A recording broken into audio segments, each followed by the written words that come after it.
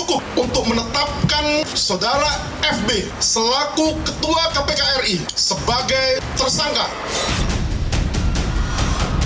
Di dalam melakukan pemberantasan korupsi itu tidak mudah, tentulah banyak tantangan dan hambatan.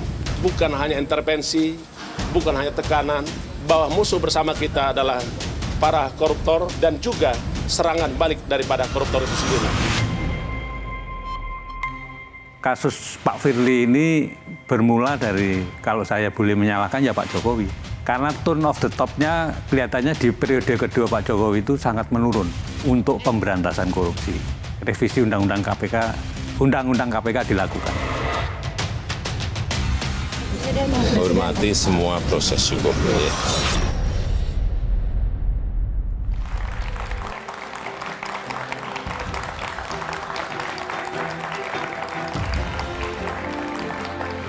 Ketua KPK nonaktif Firly Bahuri kembali menjalani pemeriksaan di Bareskrim Mabes Polri usai ditetapkan sebagai tersangka kasus dugaan pemerasan terhadap mantan Menteri Pertanian Syahrul Yassin Limpo. Selain di Polri, Firly juga tengah menjalani pemeriksaan di Dewan Pengawas KPK dan menjadikan Firly sebagai Ketua KPK yang diperiksa Dewan Pengawas beberapa kali. Penetapan Firly sebagai tersangka menambah buruk citra KPK dan makin terpuruknya proses pemberantasan korupsi di negeri ini. Apalagi di tengah kasus ini muncul pengakuan dari mantan Ketua KPK Agus Raharjo soal intervensi Presiden Jokowi terkait penanganan kasus korupsi IKTP.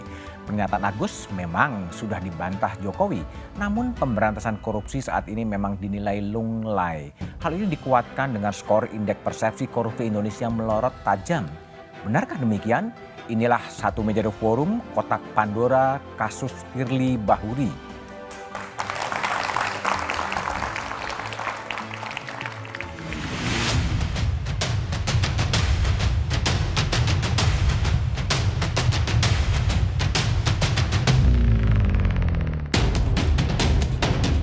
Pertama dalam sejarah, sekaligus menjadi nokta merah lembaga anti rasuah KPK saat Firly Bahuri ditetapkan sebagai tersangka kasus dugaan korupsi oleh Polda Metro Jaya. Jangan pernah menjadi pimpinan KPK kalau tidak berani untuk diintervensi, tidak berani untuk melawan tekanan. Saya kira semua orang akan mengalami rasa tekanan, intervensi dan lain. Tinggal kita memilih apakah kita berani untuk melawan tekanan itu atau tidak. Rekan-rekan pasti melihat kenapa akhir-akhir ini terjadi, mungkin juga terjadi ada tekanan atau yang lain-lain. Selain menjalani pemeriksaan di Polda Metro Jaya, Ketua KPK nonaktif Firly Bahuri juga menjalani pemeriksaan oleh Dewan Pengawas KPK terkait dugaan menerima suap dan gratifikasi dari mantan Menteri Pertanian Syahrul Yassin Limpo. Hanya saja, Firly belum ditahan meski sudah diperiksa lebih dari sekali. Ya, ikuti saja prosedurnya. Tentunya penyidik memiliki alasan-alasan subjektif. Demikian juga Presiden Joko Widodo yang mengaku tidak mengintervensi kasus hukum yang sedang menjerat Firly. Hormati semua proses hukum. Hormati semua proses hukum. Ya. Korupsi seakan menjadi momok di negeri ini yang sulit diberantas meski KPK telah berdiri sejak 2 dekade lalu. Kasus Firly Bahuri dan ternodanya KPK disebut berawal dari kesalahan pucuk pimpinan negeri ini. Sebetulnya kasus Pak Firly ini bermula dari, kalau saya boleh menyalahkan, ya Pak Jokowi. Anda ingat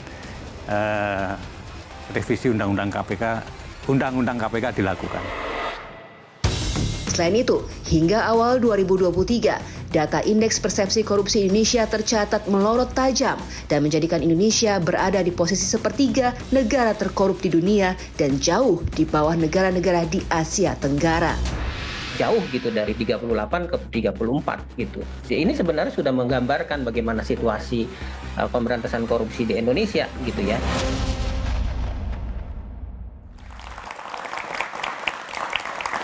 Kotak Pandora kasus Firly Bahuri adalah tema satu meja The Forum malam ini. Di studio telah hadir dari ujung sebelah kanan Mas Rumadi Ahmad, tenaga ahli utama KSP. Malam, Mas Rumadi. Kemudian ada Mbak Yenti Garnasih, Ketua Pansel Pimpinan KPK 2019-2023. Di sebelah kiri saya ada anggota Komisi 3 DPR, Johan Budi. Malam, selamat Johan. Dan di ujung sebelah kiri ada Abraham Samad, Ketua KPK 2011-2015. Kami juga telah mengundang Wakil Ketua KPK Nurul Gufron, tetapi Mas Nurul berhalangan hadir di malam hari ini. Sebelum saya melanjutkan dialog, kita juga pantau terlebih dahulu di Bareskrim Polri. Ada reporter Kompas TV Francisco Donasiano yang tadi pagi Firly Bahuri diperiksa sejak jam 9. Bisa diupdate perkembangan dari Bareskrim Polri, Sisko? Ya, kalau update terkininya Budiman dan juga saudara untuk pemeriksaan Firly Bahuri ini sudah dipastikan selesai. Ini informasinya kami dapatkan atau kami lihat langsung. Tadi masuk lewat pintu yang berada di belakang kami melalui gedung Awaludin Jamin seperti itu pada pukul 9:13 waktu Indonesia Barat. Namun keluar ini tidak terinformasi ataupun juga cukup terpantau oleh awak media, keluar melalui Sekretariat Umum yang ada di Bareskrim Polri. Tentunya pemeriksaan ini sedikit lebih lama, 1 jam seperti itu dari pemeriksaan sebelumnya pada tanggal 1 Desember lalu, Budiman dan juga saudara. Nah, kalau kita pantau ataupun juga kami lihat tadi ketika masuk ataupun juga tadi keluar, Firly Bahuri sendiri, Ketua KPK nonaktif ini enggan untuk berbicara atau irit bicara seperti itu tentang kasus ataupun juga yang akan diperiksa pada hari ini. Kalau kita melihat atau berkaca pada pemeriksaan pertama sebagai tersangka, ini dicecar dengan 40 pertanyaan dan selama 10 jam seperti itu. Dan untuk hari ini durasi. Oke, terputus. Ini juga cukup menarik juga, kenapa kemudian Mas Budiman, selamat malam. Ya, silakan, Sisko. Ya, kalau kita lihat ataupun juga kami pantau, memang ini kami masih perlu konfirmasi juga dari pihak penyidik kenapa hingga saat ini dengan begini ketika keluar tidak memakai baju tahanan, tentunya masih belum dilakukan penahanan oleh pihak kepolisian. Namun keterangan resminya dari pihak kepolisian apakah akan ditahan ataupun juga nantinya akan dilakukan pemeriksaan lanjutan lagi untuk sebagai dalam kapasitas sebagai tersangka, ini yang masih kami gali informasinya karena pemeriksaan untuk Firly Bahuri sendiri ini juga baru selesai setidaknya kalau kami pantau keluar dari Sekretariat Umum tadi setidaknya 30 menit yang lalu, Budiman dan juga saudara. Sehingga memang kami pantau apa kemudian materi penyidikan pada hari ini apakah berbeda dengan sebelumnya. Tapi ketika kami melihat ataupun juga mencoba menganalisa dari kronologi kemudian yang dilakukan oleh penyidik dengan melakukan penggeledahan di sejumlah tempat, ada di Bekasi, kemudian ada juga lokasi lainnya seperti itu yang terakhir adalah di Dharma Wangsa. Ini juga cukup menarik, apakah ini akan mencari alat bukti untuk dikonfrontir ulang terhadap Firly Bahuri ataupun juga seperti apa. Inilah yang masih kami pastikan terlebih dahulu ataupun juga kami gali informasinya. Yang jelas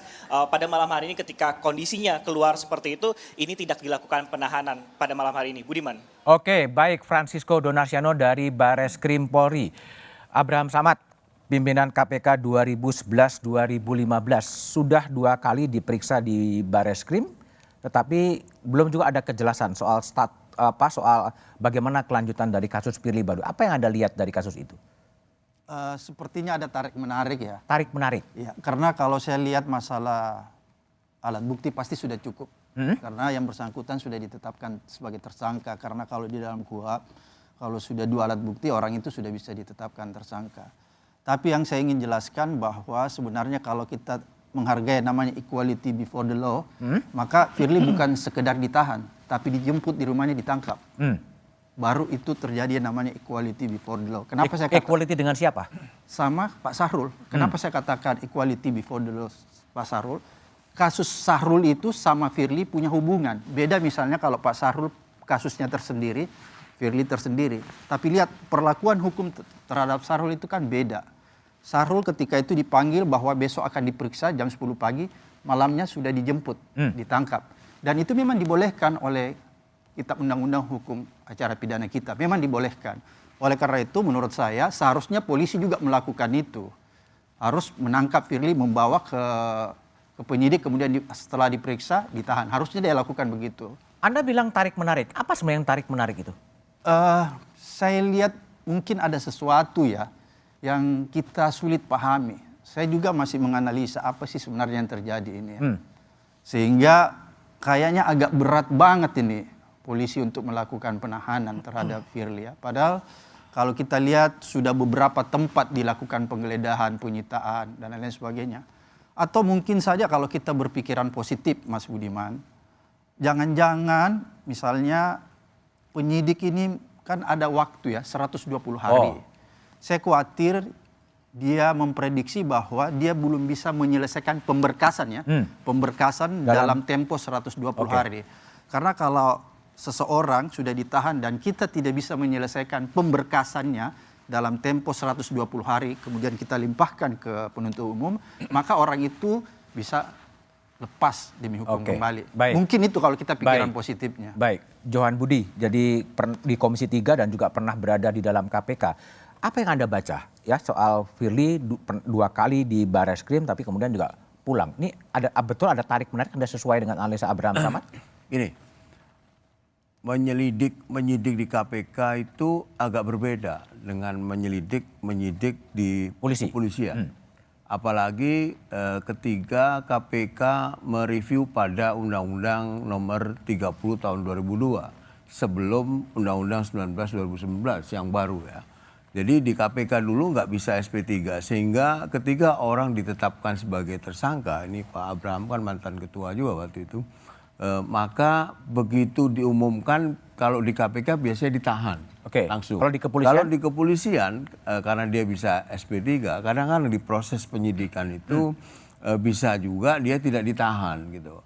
Kan punya alasan penyidik subjektif dari penyidik ya. Kan ada 3 yang melarikan diri, kemudian menghilangkan barang bukti, kemudian juga mengulangi perbuatan yang sama. Kira-kira begitu ya. Memang tadi Kapolri saya dengar sesuai itu tadi subjektivitas penyidik ya. Tapi dalam kasus ini saya melihat KPK sedang menyidik kasus SJL. Ya, kemudian Polda Metro itu mendapat laporan bahwa ada dugaan KPK memeras. Kemudian dia memproses hukum itulah. Saya melihat dua-dua ini punya dasar alasan yang kuat. Polda Metro karena ada laporan. KPK karena memang punya bukti. Gitu. Sehingga proses ini dilakukan oleh kedua institusi ini. Yang memang di luar itu kemudian bisa dipersepsikan macam-macam ya. Tapi kalau saya melihat sebagai orang yang pernah di KPK. Ketika KPK, saya nggak tahu ya, sekarang KPK agak berubah saya lihat. Kalau KPK sudah menetapkan seseorang menjadi tersangka, itu buktinya memang lebih dari 2 biasanya. Tidak cukup 2 dia, kalau lebih dari 2 itu sehingga kuat betul ini. Nah di Polda, di kepolisian itu tadi, saya nggak tahu apakah ada bukti yang masih perlu dikumpulkan untuk atau ada hal lain, saya tidak tahu. Tapi 2 institusi ini saya kira punya alasan yang kuat ya. Punya alasan yang sama kuat. Baik, Mbak Yenti, Firly adalah salah satu pimpinan yang kemudian pernah Ibu seleksi ya sebagai ketua pansel seleksi. Apakah kemudian pansel ini kecolongan ketika Firly kemudian diduga memeras atau memang sistem berubah atau orang kemudian berubah? Ya, gini Mas, saya kira pansel nggak kecolongan ya. Nggak kecolongan, Tidak, karena gini, kita itu kan tahapnya lama ya, 8 bulan dan bertahap itu. Bertahap sehingga dari awal dari kita bahkan jemput bola ya untuk siapa yang mendaftarkan termasuk Pak Firly dan dari penegak hukum itu harus ada izin dari atasannya. Artinya Pak Firly pun masuk ke sini dan 11 polisi yang lain itu sudah izin Pak Kapolri waktu itu Pak Tito. Artinya apa? Pasalnya udah disaring di sana kan? Saring internal. Betul. Kan kita juga penyaringan ini kan. Dan kemudian kita ada policy brief dan penyaringan administrasi. Kemudian kita ada beberapa vendor juga kan untuk testing psikologi, manajerial, sosial, kultural juga dan kemudian kapasitinya dan sebagainya itu sudah bertahap. Sehingga kalau sekarang ditanyakan, kok sekarang berubah? Ya memang saya melihat bahkan pada waktu Pak Agus Raharjo pun saya juga panselnya.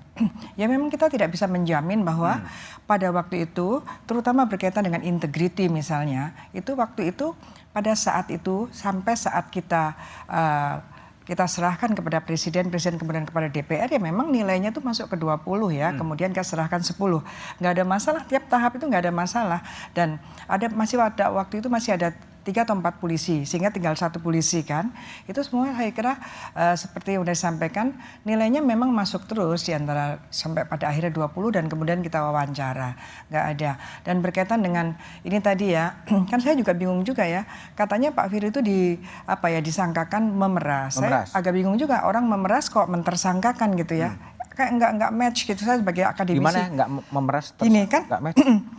Kan Pak Firly disangka memeras SYL. Ya. Kalau orang memeras itu biasanya yang mentersangkakan itu justru yang diperas. Jadi masa SYL diperas oleh Pak Firly, kemudian Pak Firly malah mentersangkakan SYL. Ini kan perlu juga logikanya di mana ya? Ini yang mana? Makanya pindah lagi ke gratifikasi, pindah lagi ke gratifikasi kemudian pemerasan dan sebagainya. Yang Ibu baca apa? Ya mungkin seperti tadi Pak sampaikan, bukan, Pak Johan sampaikan bahwa mungkin ya karena 2 alat bukti yang cukup itu, alat bukti yang cukup adalah 2, kalau di kepolisian mungkin ya hati-hati, jangan-jangan memang sedang mencari kekuatan buktinya itu lagi, karena kan saya juga loh kok pindah ya, bisa habis pemerasan, memeras ya, pemerasan itu kan bisa yang memeras, bisa yang diperas, habis memeras pindah jadi gratifikasi gitu ya. Dan saya nggak membela siapa-siapa ya, tapi melihat itunya secara akademis, kok orang memeras kok mentersangkakan, logikanya kalau dia sudah memeras seseorang ya udah terima, misalnya ya nggak mungkin ditersangkakan, itu bahaya sekali. Tapi kita juga tidak tahu ya. Ada sesuatu yang di luar itu gitu, invisible hand gitu? Maksudnya? Iya, ada kekuatan lain yang kemudian dituduh memeras dan kemudian atau dituduh mentersangkakan, atau saling mendahului aja sebetulnya.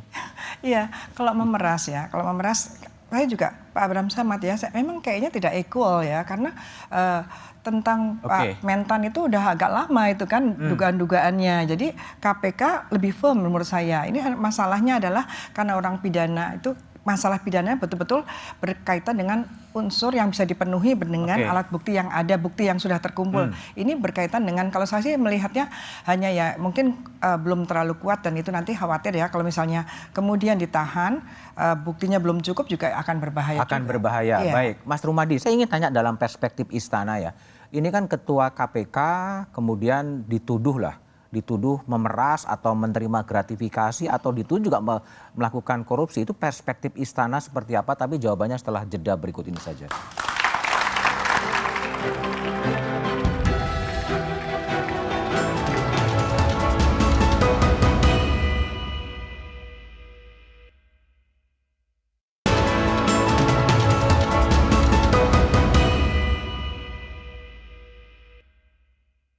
Sebetulnya kasus Pak Firly ini bermula dari, kalau saya boleh menyalahkan ya Pak Jokowi. Karena tone of the top-nya kelihatannya di periode kedua Pak Jokowi itu sangat menurun untuk pemberantasan korupsi. Anda ingat revisi Undang-Undang KPK dilakukan. Padahal yang lebih penting itu bukan itu kalau kita mau memberantas korupsi. Saya kira setiap pimpinan pasti akan menghadapi segala tantangan, hambatan, bahkan juga bisa jadi intervensi maupun tekanan. Karenanya jangan pernah menjadi pimpinan KPK kalau tidak berani untuk diintervensi, tidak berani untuk melawan tekanan, karena sesungguhnya keselamatan kita semua memang ada di pundak pimpinan KPK untuk membersihkan negeri ini dari praktek-praktek korupsi. Saya kira semua orang akan mengalami rasa tekanan, intervensi dan lain. Tinggal kita memilih apakah kita berani untuk melawan tekanan itu atau tidak. Rekan-rekan pasti melihat kenapa akhir-akhir ini terjadi. Mungkin juga terjadi ada tekanan atau yang lain-lain. Oke, masih bersama saya Budiman Tamnurjo di Satu Meja The Forum. Mas Rumadi Ahmad, Istana melihatnya gimana ya? Ketua KPK yang seharusnya memberantas korupsi tapi terjerat dalam sangkaan, apakah itu pemerasan, apakah itu gratifikasi, apakah itu penyuapan.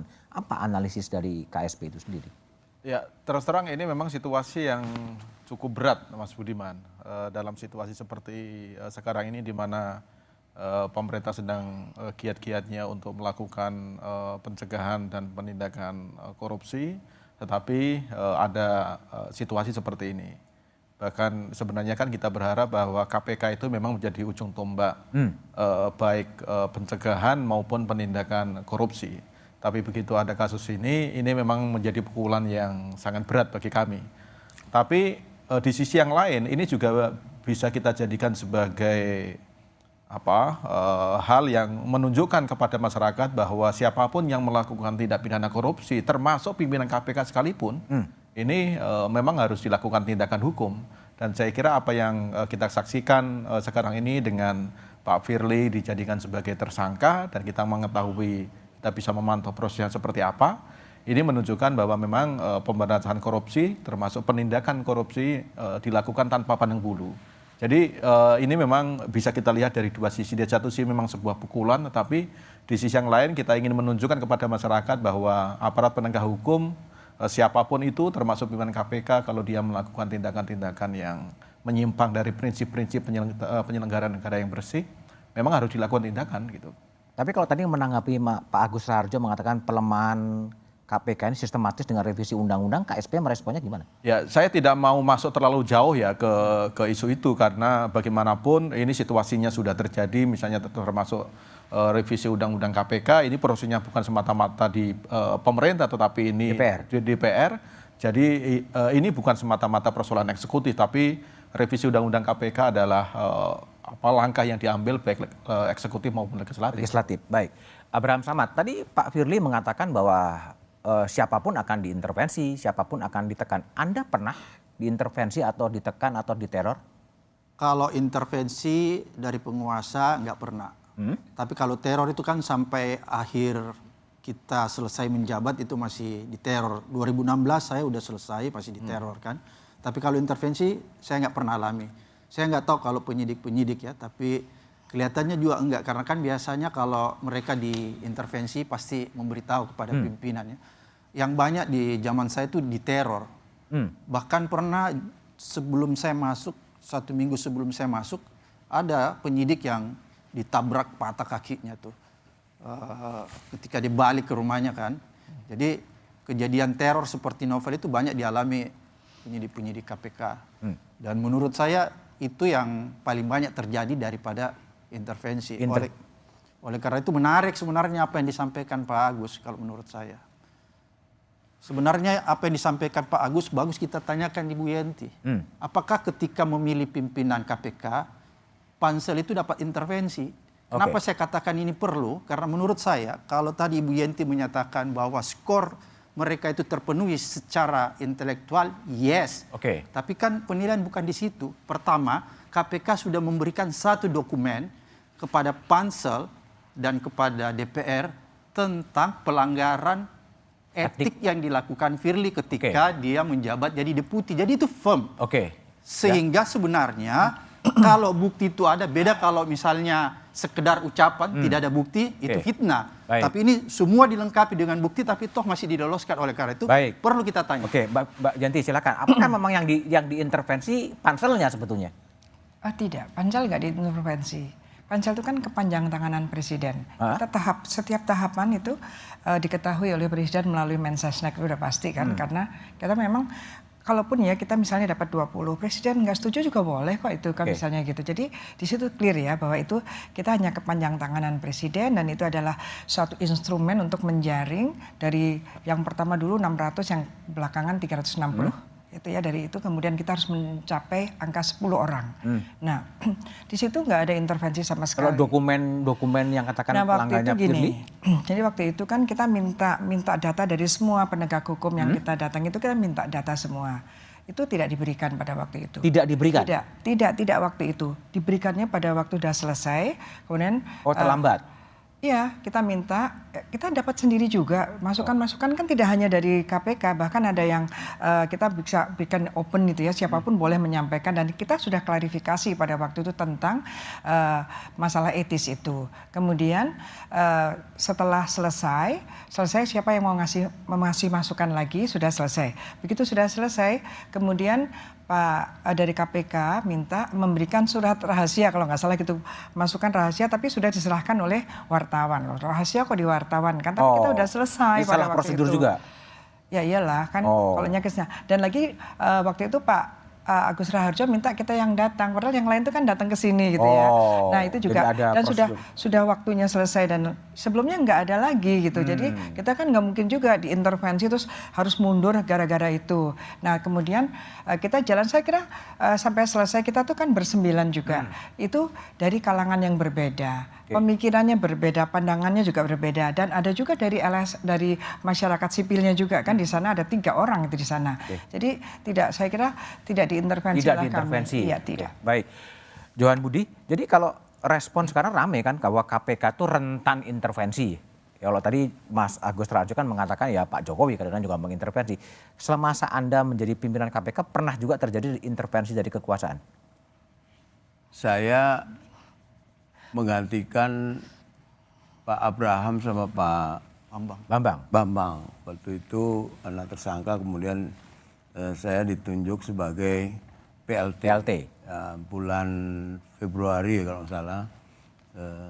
Nah dalam masa-masa itu kondisi KPK benar-benar terpuruk. Terpuruk. Budiman bisa review ke belakang apa dulu yang disebut dengan cicak versus buaya. Lumpuh KPK waktu itu. 2 pimpinan ketua KPK sama wakilnya menjadi tersangka. Organisasi stagnan, tidak jalan karena pimpinan kami jadi tersangka. Kemudian ada 3 ya waktu itu ya Pak Abraham ya. Kemudian saya menjadi PLT. Nah ketika saya menjadi PLT, saya beberapa hal saya benahi waktu itu bersama-sama dengan pimpinan yang lain ya, termasuk bagaimana mekanisme expose, bagaimana kemudian kalau kita menyadap orang, ya, itu waktu saya jadi PLT pimpinan KPK itu kita batasi 3 bulan. Dulu sebelumnya kan memang tidak ada. Ya. Tapi semasa ada memang nggak ada intervensi sama sekali? Nggak ada. Kita nggak sempat memikirkan dan apa yang perlu diintervensi. Situasinya juga agak kisruh ya? Situasi nggak ini gitu loh. Nah kalau zaman Pak Abraham sebelum saya gantikan mungkin bisa ditanya ada intervensi atau tidak ya. Jadi ketiga itu memang benar-benar bagaimana memulihkan lembaga KPK agar bisa jalan normal saja, belum banyak sekali waktu itu persoalan yang hanya bedanya pada waktu itu adalah dukungan publiknya masih begitu besar ya? Ya waktu itu agak berbeda dengan sekarang. Dulu kita itu dibentengi oleh publik. Berapa kali KPK mengalami itu ya yang disebut dengan cicak versus buaya itu. Bahkan dulu kalau masih ingat Budiman ketika itu untuk membangun gedung KPK DPR nggak setuju waktu itu. Itu dukungan publik luar biasa. Tapi sekarang kenapa disyukurin ya kelihatannya? Itu nggak tahu saya. saya nggak percaya ya. Ini di luar pertanyaanmu tadi. Apakah revisi undang-undang KPK itu membuat KPK menjadi terpuruk seperti ini? Tidak. Kalau secara lembaga dia lemah kewenangan lembaganya. Kenapa lemah? Lembaga ya, bukan orang per orang. KPK terpuruk tidak didukung atau didukung oleh publik itu karena kelakuan orang KPK. Kalau secara lembaga memang benar ya. Undang-Undang 19 2019 saya Bu Yanti waktu itu lolos di Bu Yanti, saya tidak dilolosin di Komisi 3 karena saya tidak mau revisi Undang-Undang KPK. Karena saya menganggap draft waktu itu ya bahwa 2019 yang akhirnya diterbitkan oleh Presiden dan juga DPR itu memang memangkas beberapa kewenangan KPK lembaga ya. Nah kalau nanya apakah gara-gara revisi tadi yang disampaikan Pak Agus. Apa gara-gara revisi kemudian KPK ambruk? Ya bukan, KPK ambruk karena kelakuan dari orang-orang itu. Gitu. Baik, kalau Abraham melihatnya gimana? Kalau Johan mengatakan itu bukan karena soal revisinya, tapi kelakuan dari orang-orangnya. Apakah betul ada upaya-upaya sistematis melemahkan KPK melalui revisi Undang-Undang KPK? Tapi jawaban Abraham setelah jeda berikut ini.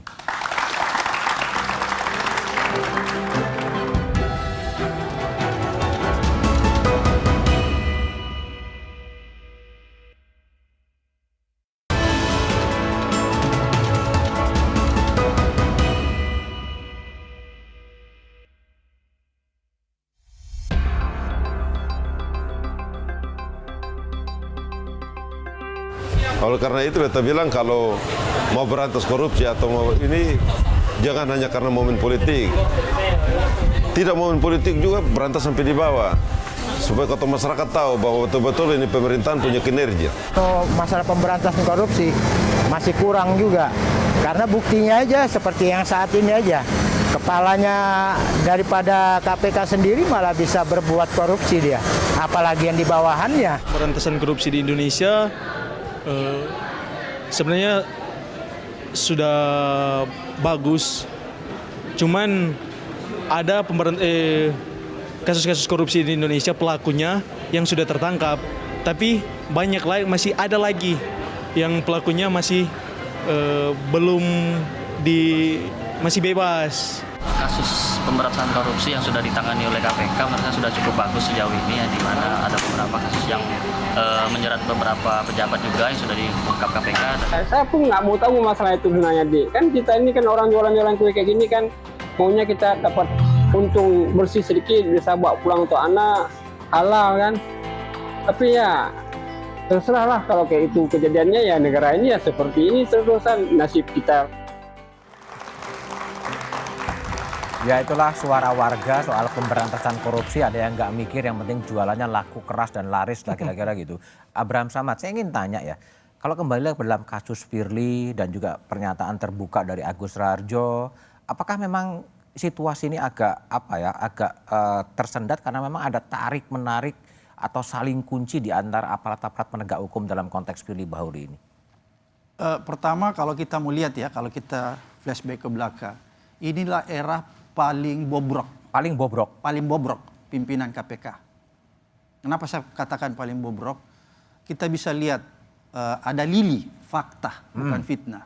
Lili itu melanggar etik sekaligus melanggar pidana. Kenapa saya katakan melanggar pidana? Karena menerima gratifikasi, fasilitas menonton balap di Mandalika, tapi nggak diberikan sanksi hukuman. Kemudian yang kita lihat sekarang Firly. Dan yang ketiga, kemarin pegawai KPK itu terlibat di dalam pemerasan di rutan KPK sendiri dan sekaligus pelecehan seksual. Gambaran ini mempertegas, memperjelas kepada kita semua bahwa inilah era paling bobrok. Nggak bisa dibantah. Oleh karena itu, kalau dia bobrok, siapa yang harus bertanggung jawab? Kan gitu pertanyaannya. Pimpinan, karena setiap kelembagaan atau organisasi ada ketauladanan. Jadi pimpinan mana? Pimpinan, para komisioner. Komisioner KPK. Kalau komisionernya rampok semua, anak buah di bawah itu juga bisa jadi rampok. Tapi kalau komisionernya itu bagus, yang di bawah nggak bisa macam-macam. Jadi menurut saya kalau orang bilang apa yang terjadi, kalau kita lihat lebih luas lagi maka ada dua. Pertama, kalau kita lihat kenapa lembaga KPK sekarang terpuruk, kelakuan para komisioner. Kemudian yang kedua diperburuk dengan revisi undang-undang KPK kemarin. Baik. Mbak Yenti, kembali lagi kritik terhadap perilaku pimpinan KPK yang Abraham cukup keras ya. Ini kan yang bertanggung jawab pimpinan, dan pimpinan kemudian juga hasil diantaranya ya hasil seleksi dari panitia seleksi yang merupakan kepanjangan tangan dari presiden. Ya, jadi gini ya. Jadi memang pada akhirnya kan pansel mendapatkan angka 20 ya, 20 pada waktu itu memang kondisinya memang beda ya pada waktu itu karena waktu kita menyerahkan juga ke 20 ke 10 itu juga di istana juga sedang ada demo dari Papua dan sebagainya. Sangat luar biasa ya keadaannya. Dulu KPK dulu pansel itu menyerahkan mendiskusikan 20 nama ya, ke istana. Iya. Yang dihadiri oleh Mensesnek dan Presiden. Dan kami bersembilan. Dari 20 nama itu kemudian dipilih 10? Dipilih 10. Yang milih pansel atau presiden? Ya kita udah diskusi, pada akhirnya kita menyatakan 10. Tapi sebetulnya ya seandainya dari 10 itu ada presiden yang tidak suka, itu sebenarnya boleh saja. Bahkan waktu yang pertama dulu yang zaman Pak Agus Raharjo, itu DPR pernah menyampaikan gini, nanti kalau 10 orang dari pansel yang ibu-ibu arisan ini kita tidak suka, kita kembalikan semua. Artinya apa? Pansel itu hanya menyediakan 10 kan. Setelah itu presiden mau nolak boleh, DPR menolak boleh. Itu yang mengaturannya seperti itu. Bahkan kita dibilang ibu-ibu arisan. Kalau nggak ada yang bagus kita akan kembalikan. Jadi ketika 20 itu disampaikan kepada presiden, itu sebenarnya kan ada beberapa nama polisi ya? Iya, ada Firly Bahuri, ada Antam November, ada seorang Polwan gitu. Itu gimana proses mengerucut pada Firly yang penolakan publiknya cukup keras? Iya, jadi kan kita di pansel sendiri kan bersembilan ya, bersembilan itu juga kita, kalau saya membayangkannya gini, kalau nilai sampai pada akhir ya Pak Abraham itu Pak Firly masuk, termasuk integritas itu kan kita ada tes psikologi, terus ada tes kesehatan jiwa oleh RSPAD. Nah di tes itu masih bagus. Ketika kita menanyakan kalau ada tes kesehatan jiwa yang seperti ini, misalnya ini apa kemungkinannya, kalau yang buruk apa udah dibahas semuanya. Artinya pansel juga nggak mungkin asal-asalan gitu ya. Kalau itu nggak boleh ya nggak boleh, pasti kita nggak berani. Kan di sana waktu yang 10 tahun yang lalu malah ada yang kemungkinan ada potensi bunuh diri tinggi, ada yang tidak tahan tekanan, ada yang begini-begini, kan kita diterangkan oleh dokter ahli kesehatan jiwanya juga ya, diterangkan pada kita. Jadi kita nggak main-main lah tentang itu. Dari hasil itu semua firm gitu ya. Jadi nggak ada masalah. Dan kemudian setelah itu dengan ramenya seperti ini dan pansel 10 tahun yang lalu saya juga ikut, saya tanya kan, akhirnya kan selalu diributkan kan. Kemudian saya tanya kepada dokter ahli kesehatan jiwa itu bahwa apa yang dihasilkan pada waktu itu tuh per dikit gitu ya, per periodik lah, itu tidak mungkin, itu tidak menjamin 4 tahun ke depan atau 2 tahun ke depan itu mesti seperti itu. Artinya ada berubah. Pengaruh-pengaruh mesti gini, ada. Mbak Yanti, ini kan dulu pertimbangan di istana sampai kemudian meloloskan Firly sebagai dari 20 menjadi 10, sementara penolakan publiknya begitu besar, itu sebetulnya apa sih? Kalau boleh tahu gitu. Ya, kalau di pansel sendiri pada waktu itu kan memang kita kan itu gaduh sekali ya. Gaduh itu juga pansel bukannya tenang-tenang saja. Saya sendiri ini gimana ya, kok gaduh sekali. Polisi awalnya banyak sekali kita mulai potong-potong. Yang kita potong tuh polisi itu bukan nggak bagus loh sebetulnya. Tapi memang penolakan masyarakat atas banyaknya polisi itu nggak mau. Nggak mau. Tapi kenapa kemudian dipilih? Kalau saya sebagai akademisi waktu itu, kalau memungkinkan memang harus ada jaksa dan polisi ya. Pandangan saya, karena apa, itu lembaga itu adalah lembaga untuk penuntutan dan penyidikan. Dan seperti Pak Abraham Samad sampaikan bahwa kalau sampai komisionernya tidak menguasai betul masalah penetapan tersangka dan sebagainya, itu bahaya juga. Kan di bawah juga bukan berarti nggak main-main kan, bisa saja Gini, main. Bu, itu kan sebenarnya kalau yang sejauh yang saya lihat itu selain Pak Firly kan ada Pak Antam November. Nah, yang kemudian yang diajukan kemudian Firly itu sebenarnya pilihan pansel, pilihan presiden, atau pilihan siapa? Ya pada akhirnya kita menentukan 10, ada Pak Firly di situ, karena tidak mungkin polisi ada 2 atau 3 gitu kan, semakin ribut nanti kan. Jadi ya dari 10 itulah. Ya jadi keadaannya seperti itu. Keadaan itu kita tidak berbicara berdua ya, kita berbicara bersembilan dan Pak Presiden dan Pak Mensesnek. Di antara itulah. Baik. Mas Rumadi, jadi ketika sudah posisinya seperti sekarang, kira-kira apa ya yang mau dikerjakan oleh pihak istana ketika posisi KPK sebagai anak kandung reformasi kemudian menjadi, menurut Abraham Samad, bobrok gitu kan, berada di titik nadir. Apa evaluasi dari istana? Ya, sekarang sudah ada PLT. Pak Nawawi. Saya kira ini tugas berat Pak Nawawi untuk bisa mengembalikan kepercayaan publik terhadap KPK. Bebannya Nawawi? Salah satu yang paling punya. Istana akan melakukan apa? Ya, kita akan melakukan monitoring terus-menerus terhadap apa yang dilakukan oleh Pak Nawawi untuk mengembalikan kepercayaan publik terhadap KPK, karena memang ini situasi yang sangat tidak menguntungkan bagi pemberantasan korupsi. Ini di satu hal. Tapi jangan lupa bahwa KPK itu bukan satu-satunya lembaga yang melakukan pemberantasan korupsi. Masih ada yang lain. Kita masih ada lembaga yang lain, kejaksaan. Saya kira kejaksaan juga. Artinya apa? No worry lah, nggak usah worry lah. Bukan begitu, bukan no worry. Kita tetap bagaimanapun KPK adalah satu lembaga atau institusi yang memang diberikan mandat khusus untuk melakukan bukan hanya pencegahan, tapi juga melakukan koordinasi dan fasilitasi dengan KL-KL untuk melakukan pencegahan korupsi. Jadi memang ini satu lembaga yang diberikan mandat, tetapi kita nggak bisa menafikan bahwa situasinya sekarang sangat berat. Sangat berat? Sangat berat. Saya katakan sangat berat karena... sangat berat itu sama dengan genting ya?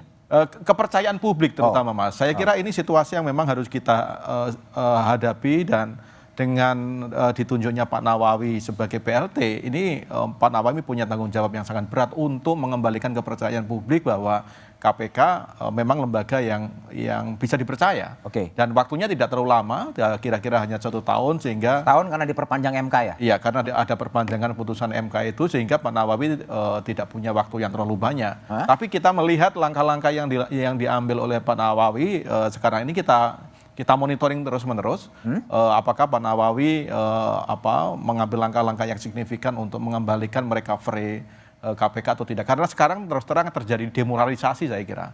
Dengan pimpinan KPK ketua KPK menjadi tersangka itu pasti akan pukulan yang sangat berat terhadap insan KPK dan juga pukulan yang cukup berat terhadap pemberantasan korupsi. Oke, baik. Johan Budi, jadi dalam situasi yang cukup berat, pimpinan KPK-nya pun kemudian bermasalah, saran Anda apa sih untuk kemudian, apakah kemudian terpikir mengembalikan KPK seperti yang dulu gitu, sebelum direvisi atau seperti apa, tapi jawabannya setelah jeda berikut ini saja.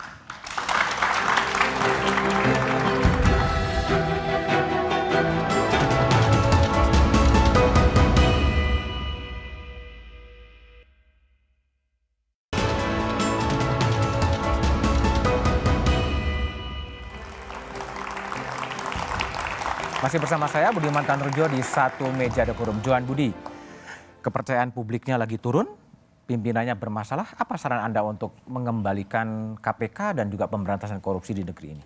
Sebenarnya sebelum ada kasus Pak Firly, saya di Komisi 3 waktu itu sempat menghadap Pak Presiden waktu itu, karena saya lihat ini kok antara KPK, polisi dan jaksa sekarang tidak ada bedanya. Nggak ada bedanya. Secara kewenangan ya. Ini kita bicara soal kewenangan ya. Lidik, sidik, tut ada juga di kejaksaan. Kemudian SP3, KPK juga sekarang bisa SP3. Ada satu pasal, lupa saya pasal berapa di Undang-Undang 19/2019 itu ada klausul yang menyebut bahwa ketika KPK melakukan penuntutan dia harus berkoordinasi dengan Jaksa Agung. Sementara KPK itu tugasnya adalah melakukan supervisi terhadap kasus korupsi yang ditangani oleh siapa, yang ditangani oleh kepolisian dan kejaksaan. Jadi ini kan, itu sempat saya tanyakan juga waktu itu ke pimpinan KPK ya ketika rapat kerja. Sehingga saya waktu itu punya ide untuk membuat merevisi undang-undang KPK yang sekarang, tapi KPK diperkuat gitu. Jadi ada kelebihan, KPK ini kan anak kandung reformasi ya, yang lahir dari reformasi. Yang dulu katanya KPK itu super body katanya, yang punya kewenangan lebih 30/2002 itu. Sekarang 19/2019 itu menjadikan KPK sama saja, bukan super body lagi. Dan lagi sekarang dia sebagai klasternya eksekutif. Iya, ini juga banyak pengaruhnya ya kepada SOP. Saran Anda apa sekarang? Itu tadi membuat revisi undang-undang KPK yang kemudian memperkuat KPK yang diberi kewenangan harus, sekarang kita mau ekstrem seperti apa gitu. KPK oke, kita serahkan semua kasus korupsi KPK yang ngusut. Tapi penuntutan di kejaksaan itu misalnya. Jadi mendesain ulang ya? Ya, mendesain ulang. Kemudian poinnya adalah KPK ini harus diperkuat lembaganya ini dibongkar lah. Dibongkar ulang. Kewenangannya itu dibongkar. Baik. Kemudian ya diberi penguatan. Oke, Abraham Samad, apa saran Anda untuk melakukan rebound terhadap pimpinan KPK sebetulnya? Sebenarnya sederhana ya menurut saya. Kita kembali aja, kalau kita tidak ingin membuat undang-undang yang lebih jelimet, kita kembali ke undang-undang lama. Oke, substansinya dengan sama. cara? Kita susun kembali dan merubah undang-undang baru, revisi ya, tapi substansi di undang-undang lama itu sebenarnya sudah sangat memadai. Kan kalau kita lihat ya, kenapa sampai revisi undang-undang itu terjadi? Karena paling banyak dipermasalahkan mengenai penyadapan dulu. Orang DPR takut gitu ya. Padahal sebenarnya satu-satunya lembaga penegak hukum yang bisa dipercaya penyadapannya itu KPK, lawful interception. Jadi di audit, dan auditnya itu bisa dipertanggungjawabkan sehingga tidak perlu ada yang dikhawatirkan menurut saya. Itu yang pertama. Kemudian yang kedua, kalau kita lihat filosofi pembentukan KPK ya, itu ada di dalam konsideran undang-undang yang lama, itu menjelaskan bahwa adanya ketidakmampuan lembaga penegak hukum polisi dan jaksa untuk melakukan pemberantasan korupsi, Maka Dibentuklah KPK. dibentuklah KPK. Oke. Jadi KPK ini dia men-trigger sebenarnya, bukan sama, dia men-trigger. Jadi dia trigger polisi dan kejaksaan agar bisa. Sekarang udah juga- baik? Polisi dan jaksa?